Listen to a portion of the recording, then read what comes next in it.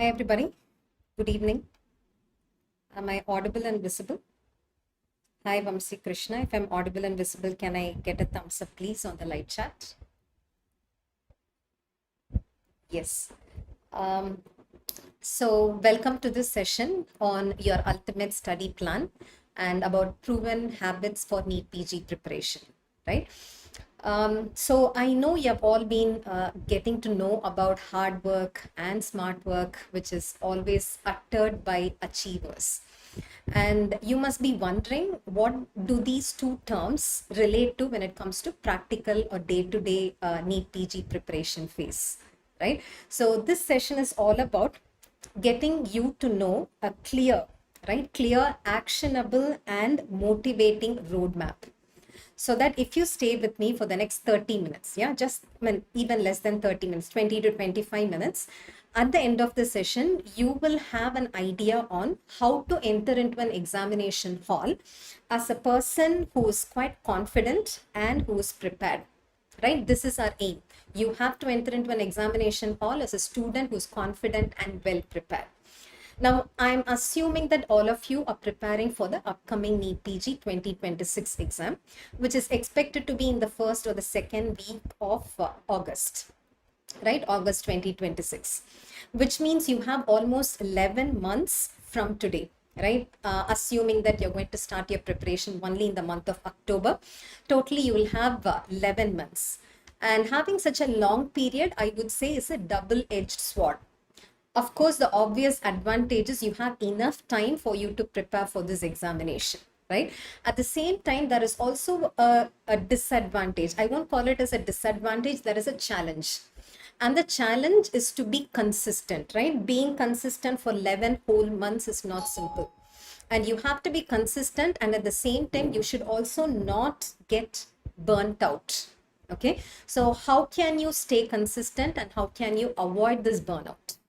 That is possible only when you know what is your ultimate goal, right? What is your ultimate aim? Once you know your ultimate goal and aim, then you can march towards that goal without getting burnt out, being consistent. So what do you think should be your ultimate aim or goal? Should it be based on a score? Should it be based on a rank? Should it be based on a PG seat of your choice? Should it be based on a college of your choice? So what do you think should be your aim that is based on mark or rank or specialty or college, right? I would say all these wouldn't matter. It should not be based on mark or rank or specialty or college. Take it from me.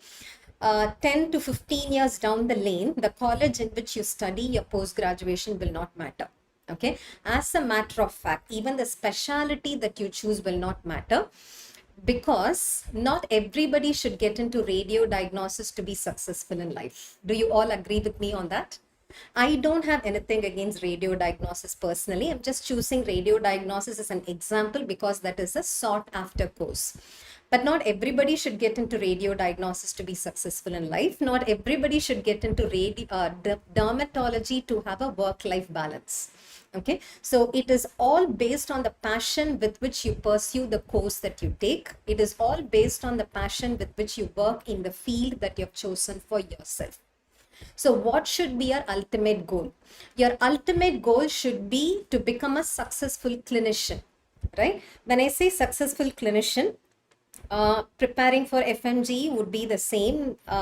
Try to watch this session. It is all about an overview on how a person has to be consistent. So stay with me, be it FMG or NEET PG, it's almost going to be the same. Okay, so your ultimate aim should be to become a successful clinician who can participate in the management of a patient.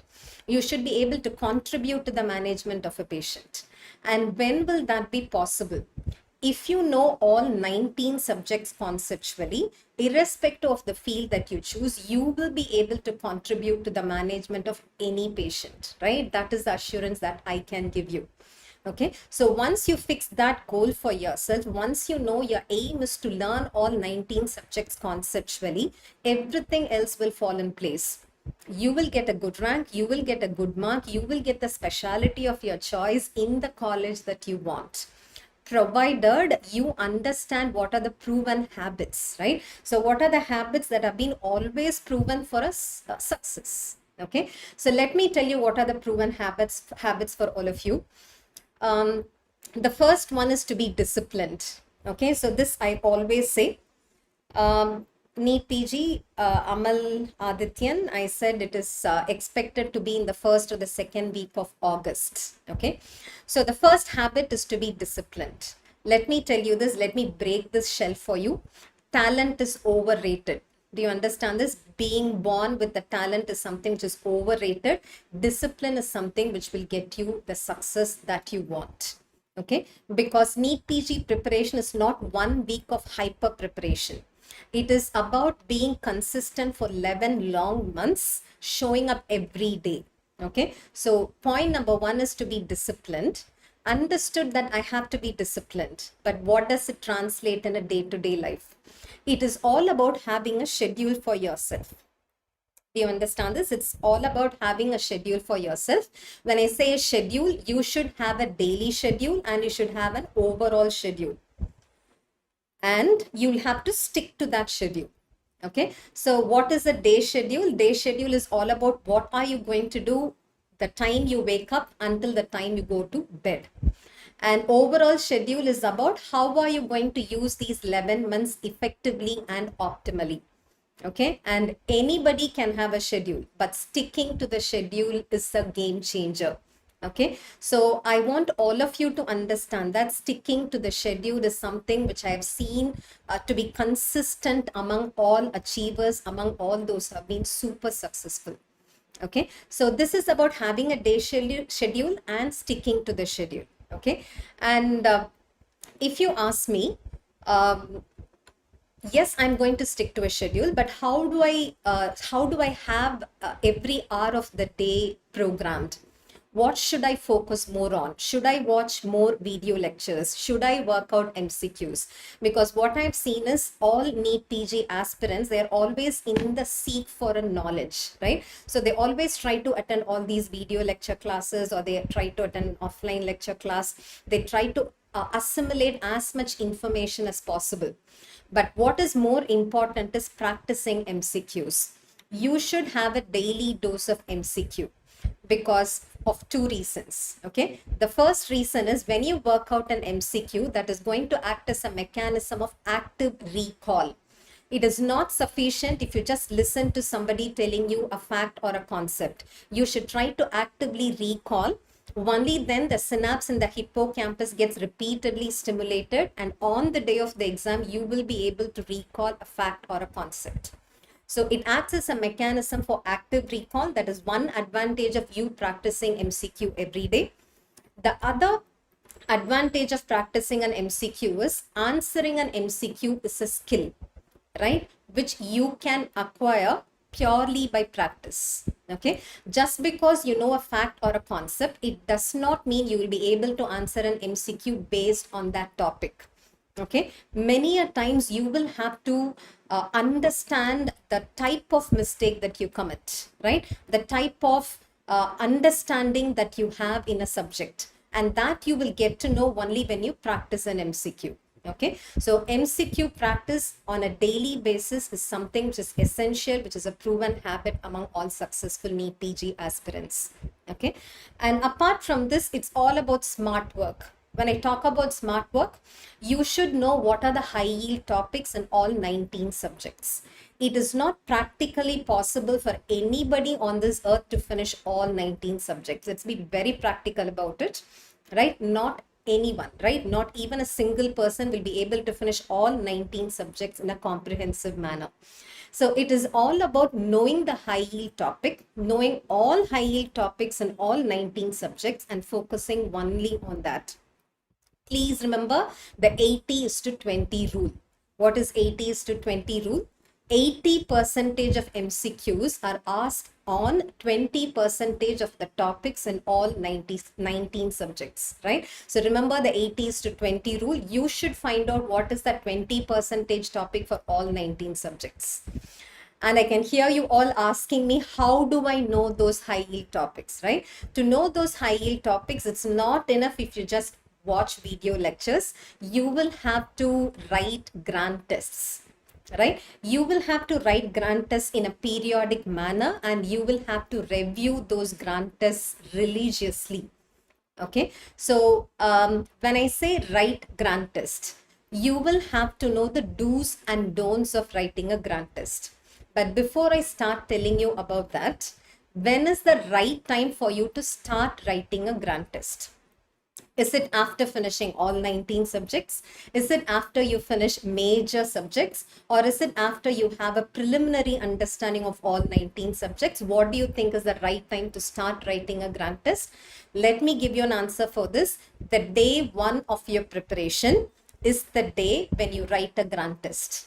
Because grant test is not to assess your performance, grant test is to improve your performance. Okay, so you will have to start from the very beginning. You have enough time, right? You have 11 more months to go, so you can start writing grant test from now.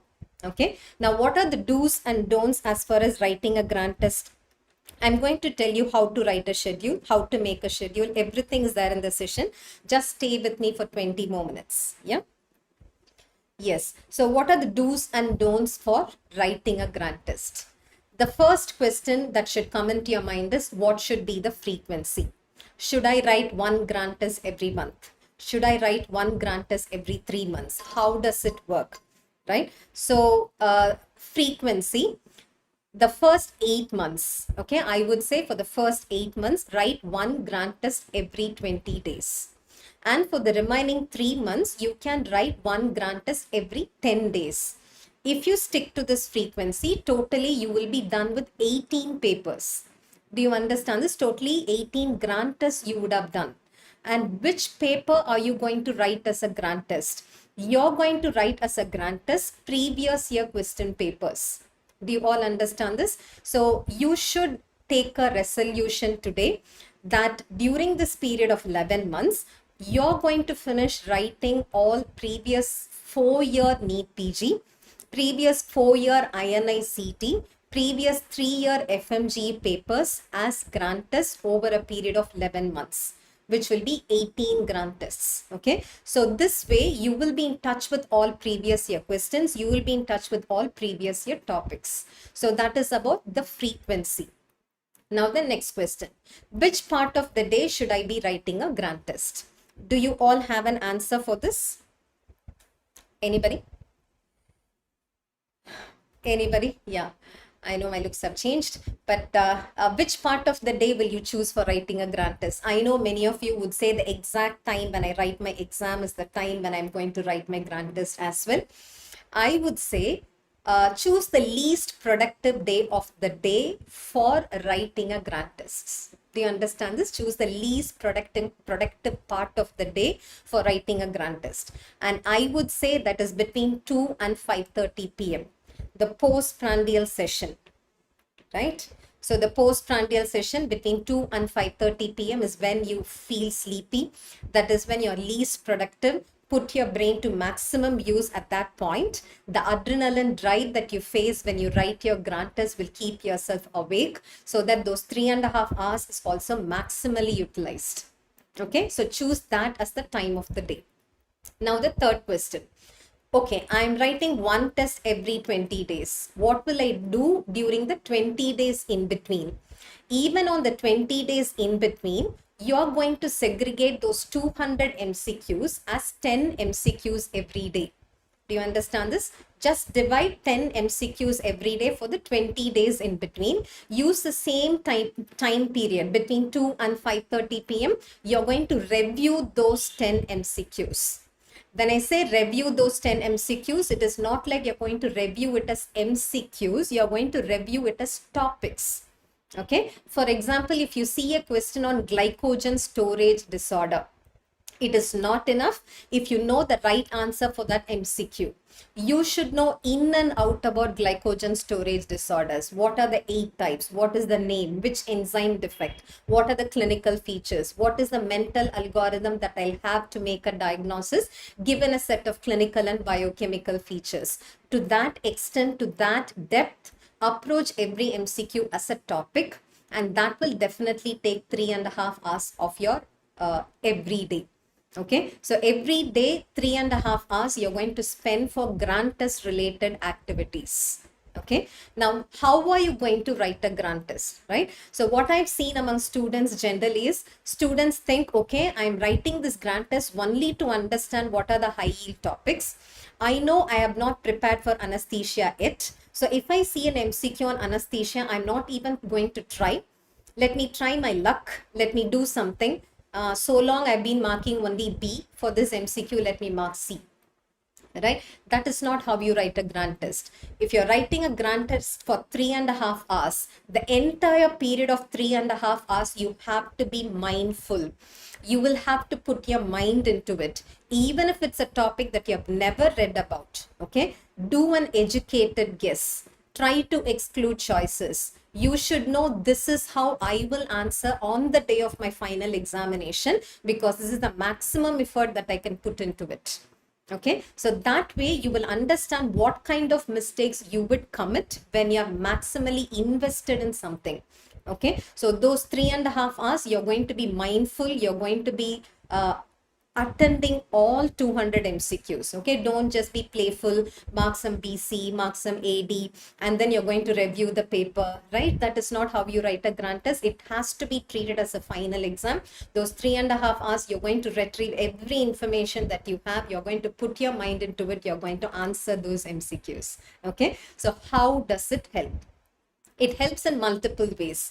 I would say the major advantage of writing a grant test like this is you understand clearly time management, right? Once you write multiple grant tests, I said 18 grant tests you would have done before you appear for your final exam. So it will be an involuntary action in your brain. On the day of exam, you will be like, by this time, usually I would have finished 10 MCQs. I feel that I'm lagging behind. Let me buck up.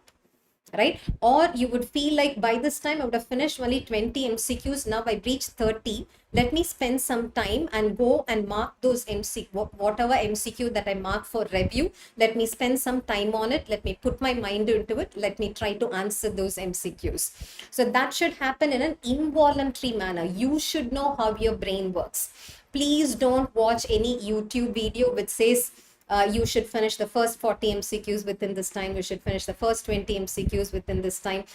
Case-based MCQs, it is 45 seconds. Factual MCQ, it is 15 seconds, right? All that you can have it as a guideline.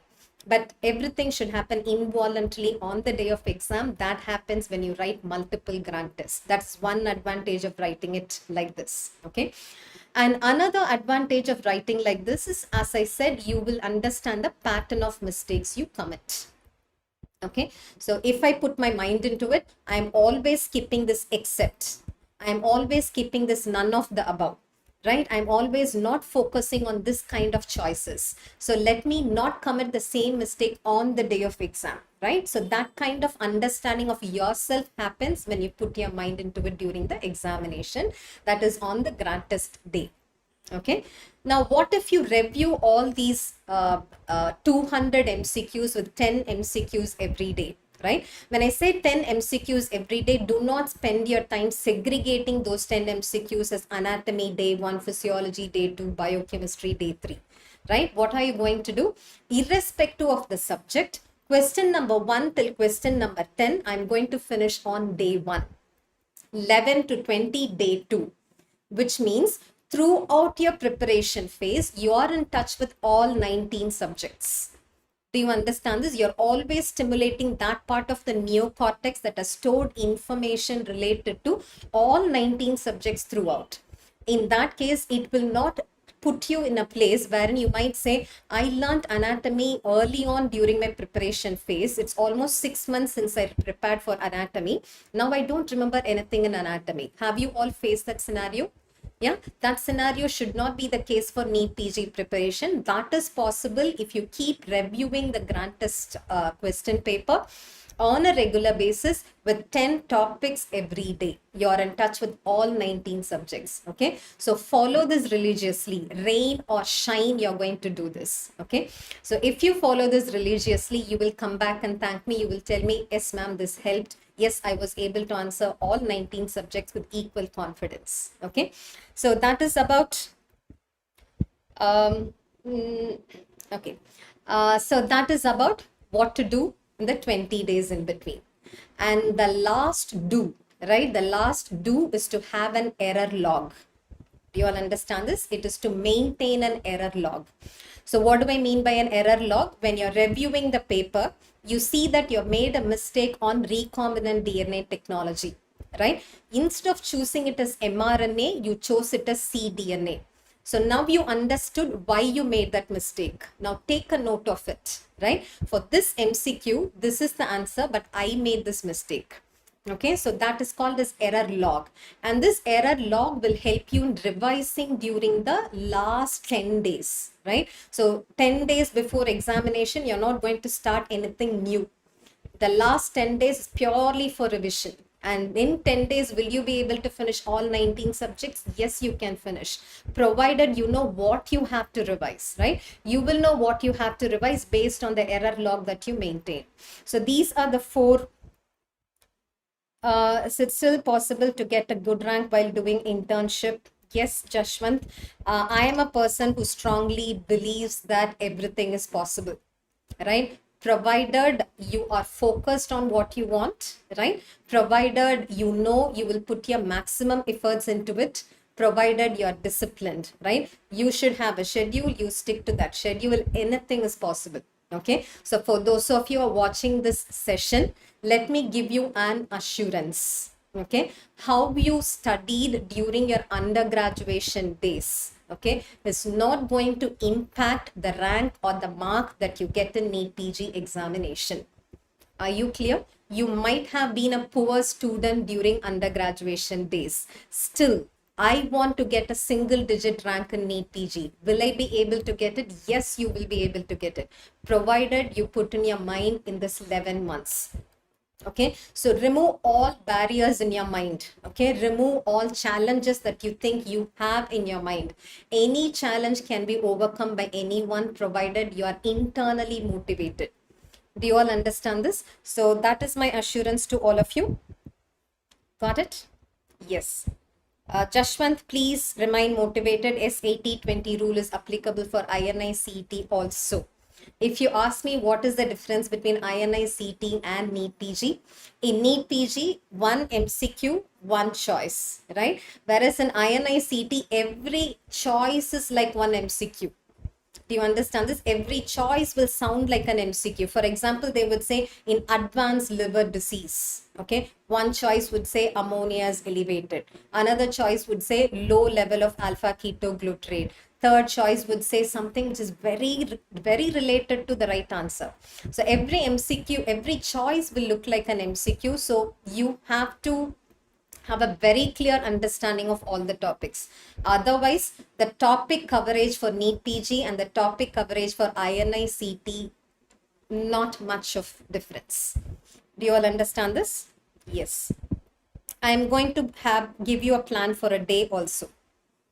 Okay, like when to watch videos, when to answer MCQs. Please continue watching the session. I'm going to give you an answer for all your questions. Okay. So this is about writing grant tests regularly and reviewing them and maintaining an error log. Okay. Now about the major question on how to watch video lectures in a smart way, right? How to watch video lectures in a smart way. And if you're asking me, should I watch regular videos? Should I watch rapid revision? It all depends on which exam are you preparing for. Do you understand this? So if you're preparing for NEET PG 2026, if you have 11 more months to go, the first 6 months, you have to watch regular videos. Okay. Let me tell you this. You cannot achieve something which is long lasting if you're always in a hurry. Do you get it? You cannot achieve something which is long lasting if you're always in a hurry. So be focused on what you want. And for now, if you're preparing for NEET PG 2026, watch regular videos. Okay. Now, which part of the day are you going to watch video lectures? Which part of the day are we going to practice MCQs? Let me give you the daily schedule now. Okay, so now we know everyday schedule should include time for watching video lectures, should include time for MCQ practice, should include time for grant tests, and it should include time for physical activity.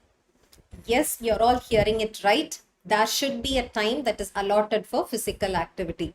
Please don't tell me I was preparing for NEET PG these 11 months. I was not working out at all, so I put on weight. My health has deteriorated because I was preparing for NEET PG. Again, okay, you have to focus on your health at any point in your life, right? If you're not healthy, nothing else matters. Okay, so I would say allot time for physical activity as well on a daily basis. Okay, so this is how your day schedule be split into. Okay, so how long am I going to watch video lectures? Every day you can allot 9 hours. Okay, which means the number of hours that you spend on a daily basis for studying should be more than 9 hours. Okay, so spend 9 hours. Spend 9 hours for watching video lectures on a daily basis. Of course, you can reduce it to 8 hours, but I would say start from 9 hours and then probably if you cannot, you can reduce it. But yes, you can spend 9 hours watching video lectures on a daily basis. How many minutes am I going to allot for active recall by MCQ practice? I would say on a daily basis, 90 minutes. In 90 minutes, you will have to work out 50 MCQs every day based on the topic that you're covering that day.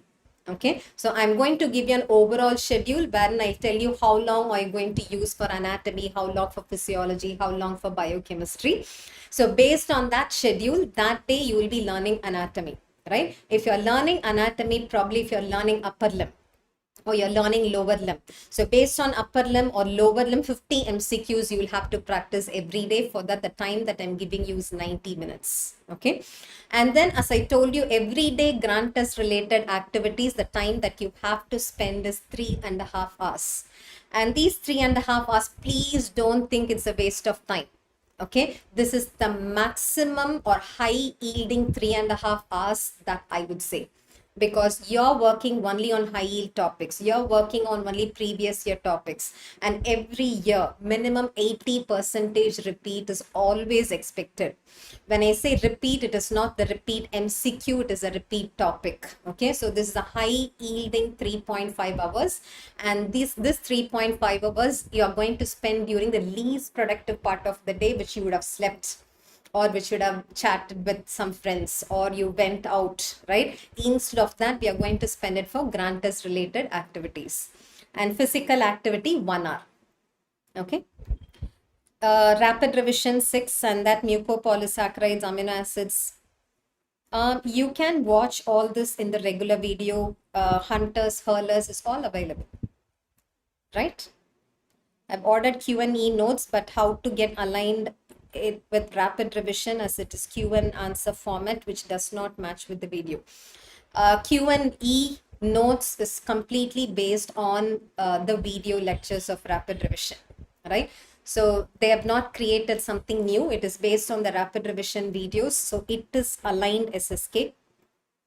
It is definitely aligned. Okay, so for physical activity every day, how long are you going to spend? Please spend at least 60 minutes, 1 hour. 1 hour of physical activity can be spent on a daily basis, even during the most acute preparation phase. Okay, you can do it. Okay, so will you be able to accommodate all this on a daily basis? You can. Okay, provided you take a resolution to sleep for 6 hours a day. Okay, and if you think 6 hours a day sleeping for all the 11 months is going to be a huge challenge for you, yes, you can increase it from 6 hours to 7 hours a day sleep. In which case, instead of watching video lectures for 9 hours, you can reduce it to 8 hours, right? So that is why you can balance based on your sleep demand, because for some people sleep is essential. They think if they sleep for less than 7 hours, they cannot be functioning. In that case, maximum 7 hours, minimum 6 hours. Don't go beyond 7, don't go less than 6. Okay, so this is what. So all of you, please watch the session from the beginning. I said the time is 1 second. So I said the time that is expected for NEET PG examination is first or the second week of, yeah, the first or the second week of August 2026.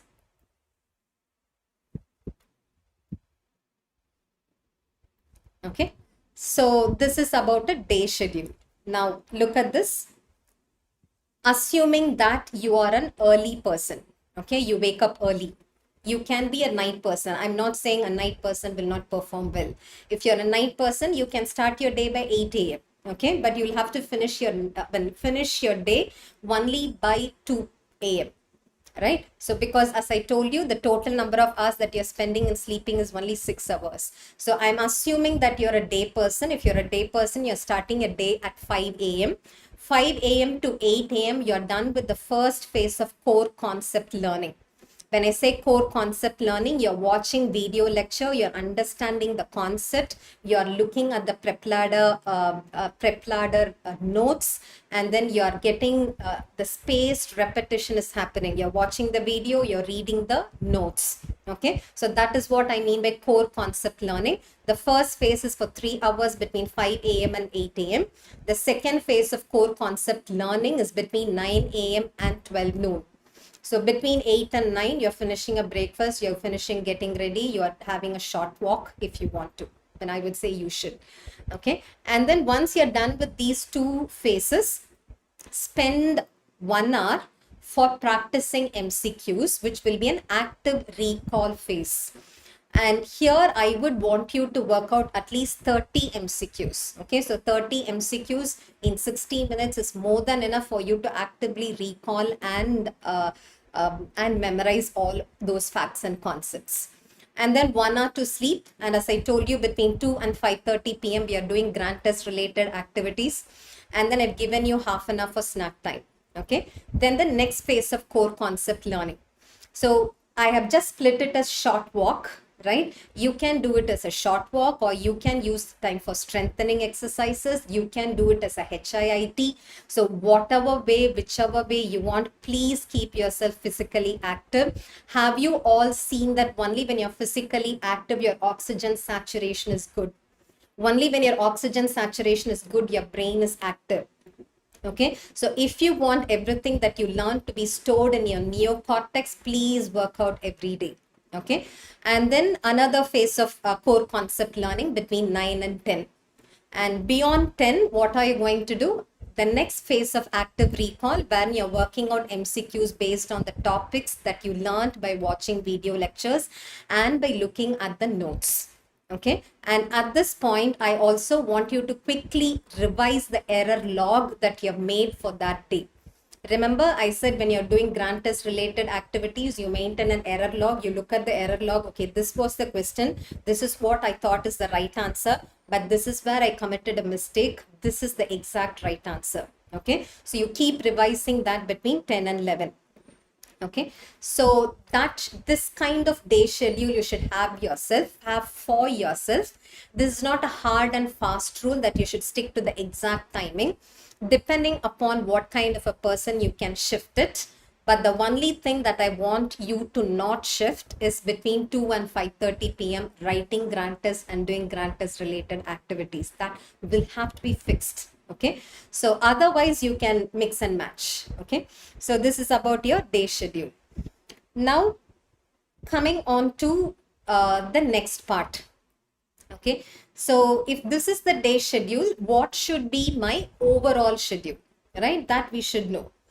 Your overall schedule I put based on the assumption that you're writing your next NEET PG 2026, for which you have 11 more months to go. And in this 11 more months, I would like you to split it as the first 6 months is for the first reading of all 19 subjects. Okay, first 6 months. And then you can commit yourself for the next 3 months for the first revision. Okay, and the last 2 months for the second revision. And then I said it's going to be in the second or the third week or first or the second week of August. So in that month of August, you'll have around 10 days. And that is going to be a mega revision phase. Okay. So 6 plus 3 plus 2. 6 for the first reading, that is starting from October, whatever has gone is gone.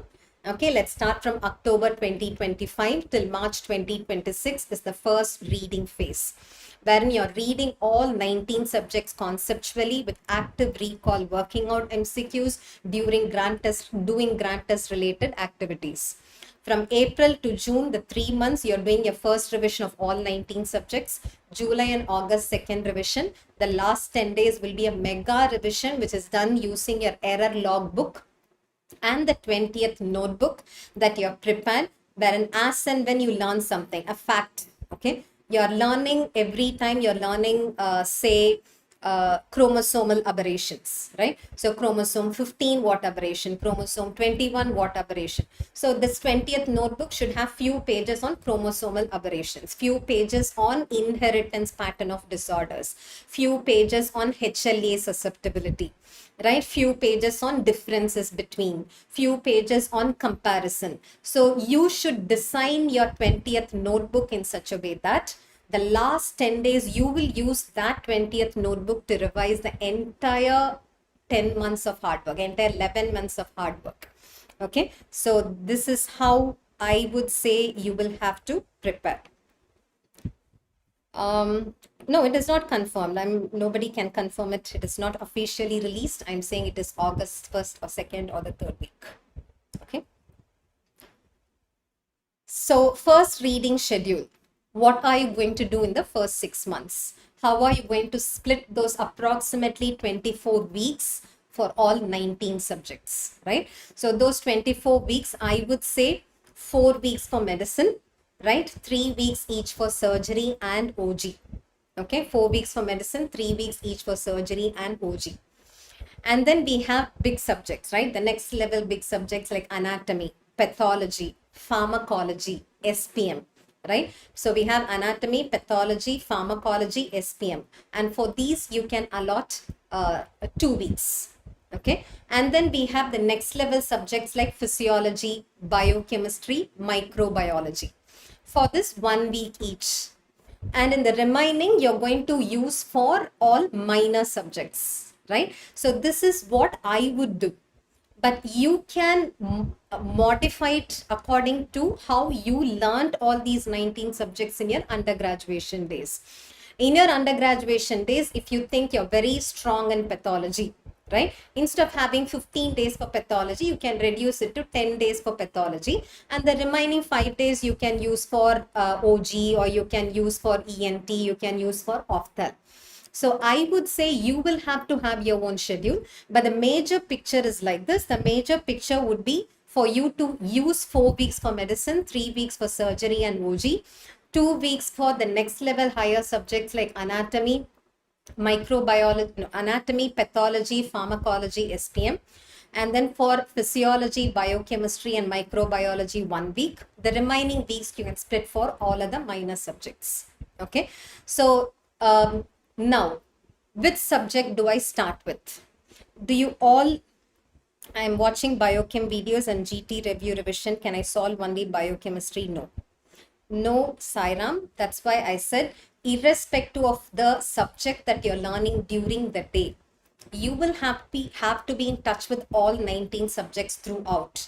So do not segregate grant test MCQs based on the subject that you are learning.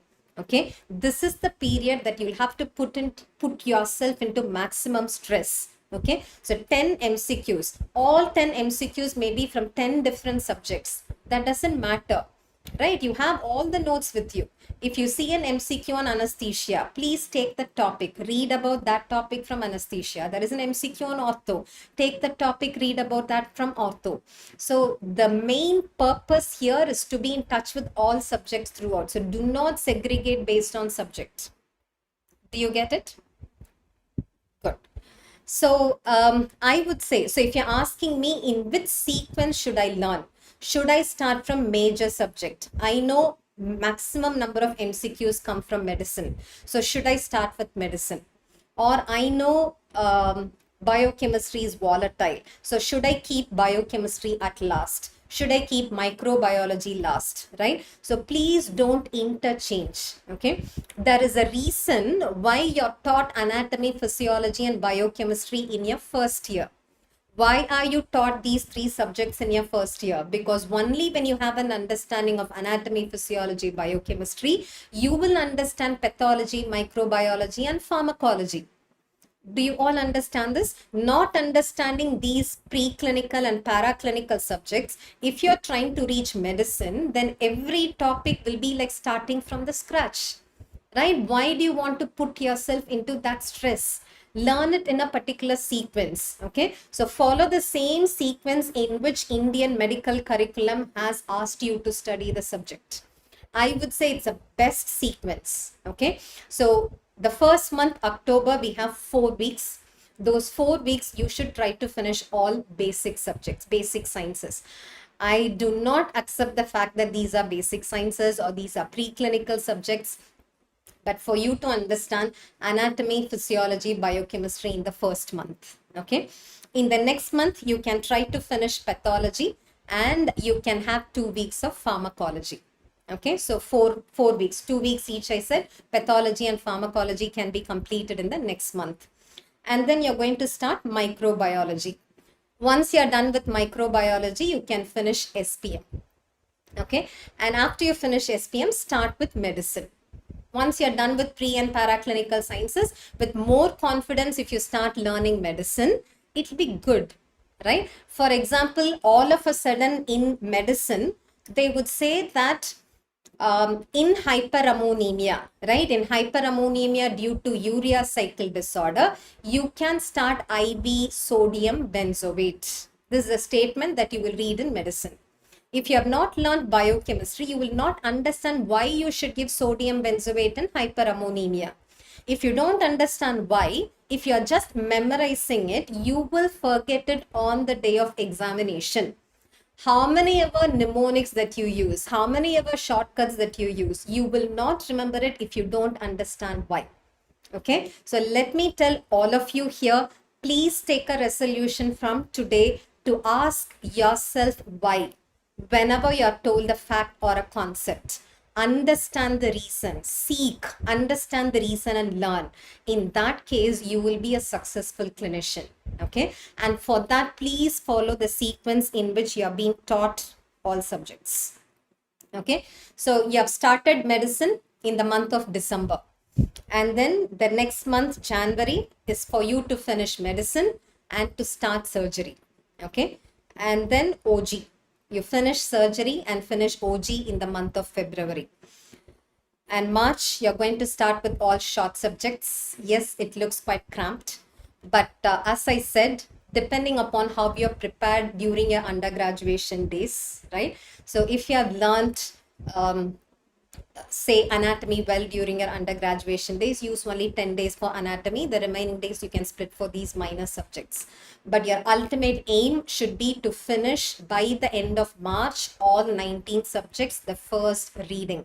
When I say first reading, you've watched all video lectures, you've tried reading all the notes, you've worked out MCQs, active recall has been done, you've worked out all grant tests, you've reviewed all grant test papers. So the first 6 months, you're going to finish all 19 subjects first reading. Okay, and then comes the second revision. So what do you do in second revision? In second revision, yes, you can watch rapid revision videos of all these subjects, right? And then you can work out more MCQs. Instead of you devoting 9 hours for watching videos, here you can reduce it, right? You can reduce it to 6 hours for watching videos and the remaining hours for working out MCQs. Work out as many MCQs as possible during the second revision. Similarly, third revision, in 2 months, you can reduce the time that is spent on video lectures significantly and you're going to work out MCQs more and more. Okay, so this is about how you will have to revise, because I keep getting questioned by students. When do I watch regular videos? Should I watch rapid revision? Regular video, I have few topics. Rapid revision, I have few topics. Some topics are missing in rapid revision. That is the reason why it's called as rapid revision, right? So based on what has been frequently asked, we will have to limit to few topics in rapid revision.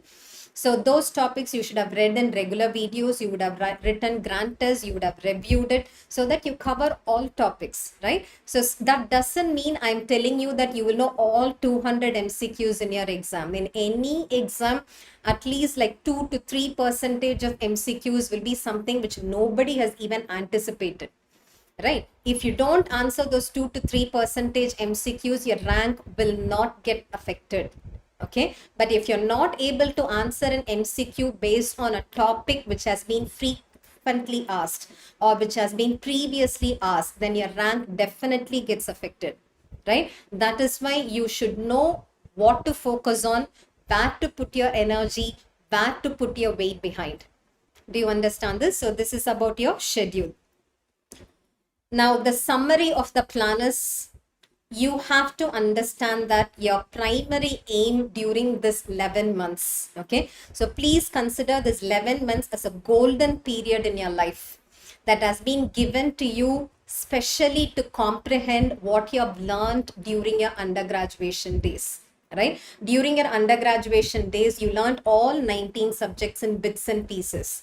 So you have all these pieces scattered around in your neocortex. Now, this is the time for you to link everything, right? So that you have a conceptual understanding of all 19 subjects, so that you become a successful clinician. Okay, and everything is possible only when you spend time on active recall. Please don't assume that if you passively watch a video lecture or if you passively watch some lecture, that gets into your brain. It does not happen that way. Okay, there should be active recall, there should be spaced repetition, and that is why in PrepLadder we have a video lecture, we have notes, we have MCQ practice, everything based on the same.